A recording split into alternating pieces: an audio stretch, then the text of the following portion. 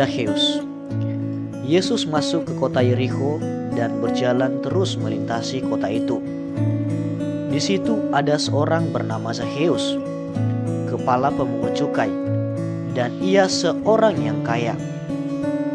Ia berusaha untuk melihat orang apakah Yesus itu, tetapi ia tidak berhasil karena orang banyak, sebab badannya pendek.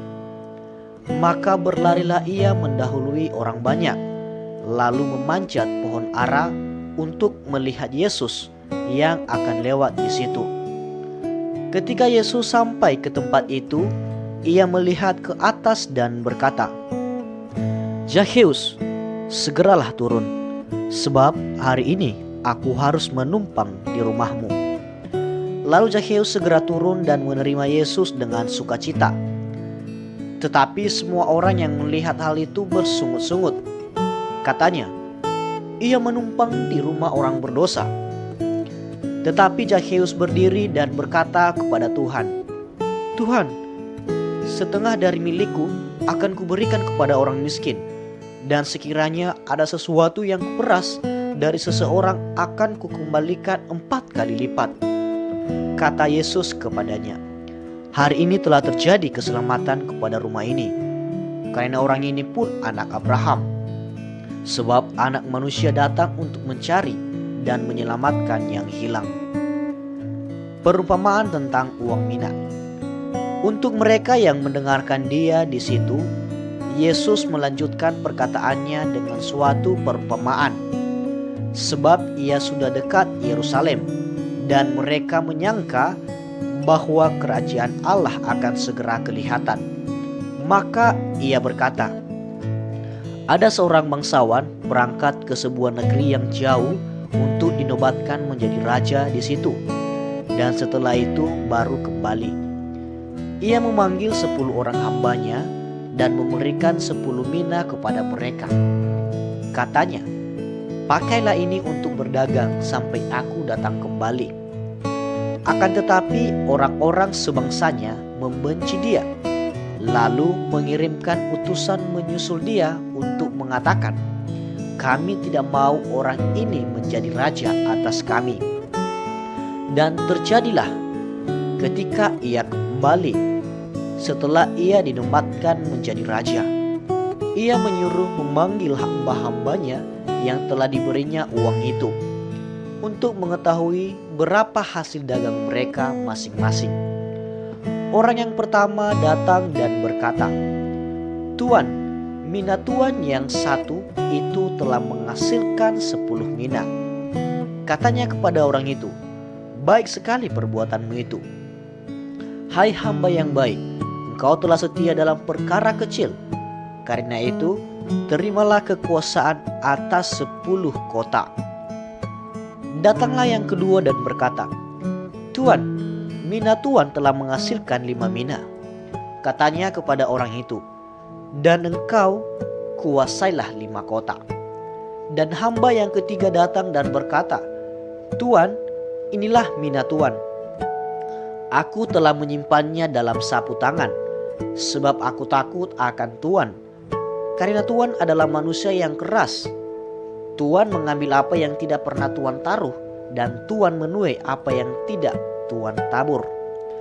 Katanya kepada orang itu, 'Hai hamba yang jahat, aku akan menghakimi engkau menurut perkataanmu sendiri.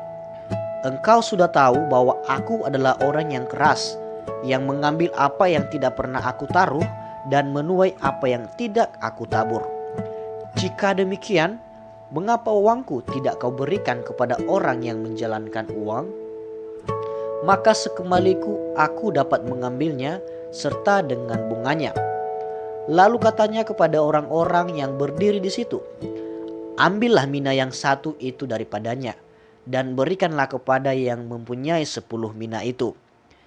Kata mereka kepadanya, 'Tuan, ia sudah mempunyai 10 mina.' Jawabnya, 'Aku berkata kepadamu, setiap orang yang mempunyai kepadanya akan diberi.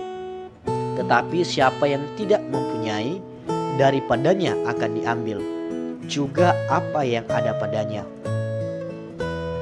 Akan tetapi semua seteruku ini yang tidak suka aku menjadi rajanya. Bawalah mereka kemari dan bunuhlah mereka di depan mataku." Yesus dielu-elukan di Yerusalem. Dan setelah mengatakan semuanya itu, Yesus mendahului mereka dan meneruskan perjalanannya ke Yerusalem.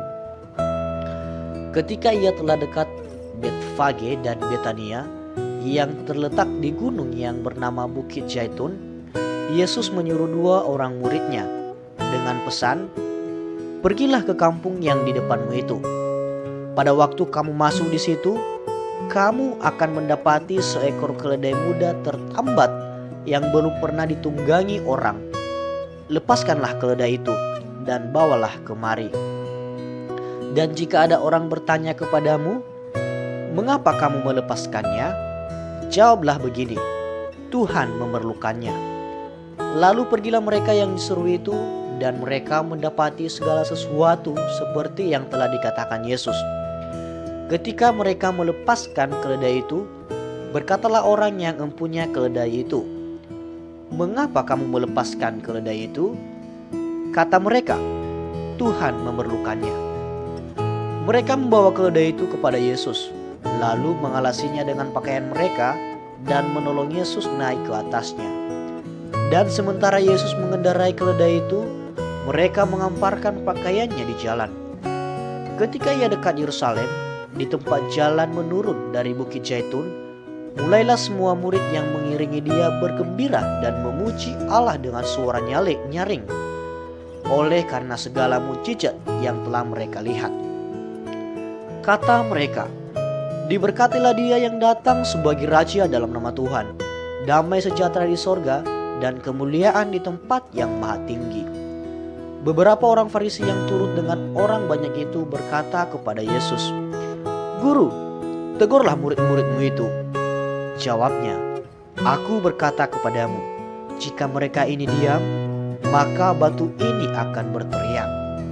Dan ketika Yesus telah dekat dan melihat kota itu, ia menangisinya, katanya, "Wahai, betapa baiknya jika pada hari ini juga engkau mengerti apa yang perlu untuk damai sejahteramu.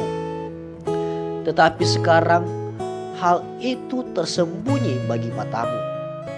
Sebab akan datang harinya bahwa musuhmu akan mengelilingi engkau dengan kubu, lalu mengepung engkau dan menghimpit engkau dari segala jurusan. Dan mereka akan membinasakan engkau beserta dengan pendudukmu. Dan pada tembokmu mereka tidak akan membiarkan satu batu pun tinggal terletak di atas batu yang lain. Karena engkau tidak mengetahui saat bila mana Allah melawat engkau." Yesus menyucikan bait Allah. Lalu Yesus masuk ke bait Allah dan mulailah ia mengusir semua pedagang di situ. Katanya kepada mereka, "Ada tertulis, rumahku adalah rumah doa, tetapi kamu menjadikannya sarang penyamun." Tiap-tiap hari ia mengajar di dalam bait Allah. Imam-imam, kepala dan ahli-ahli Taurat, serta orang-orang terkemuka dari bangsa Israel berusaha untuk membinasakan dia. Tetapi mereka tidak tahu bagaimana harus melakukannya, sebab seluruh rakyat terpikat kepadanya dan ingin mendengarkan dia.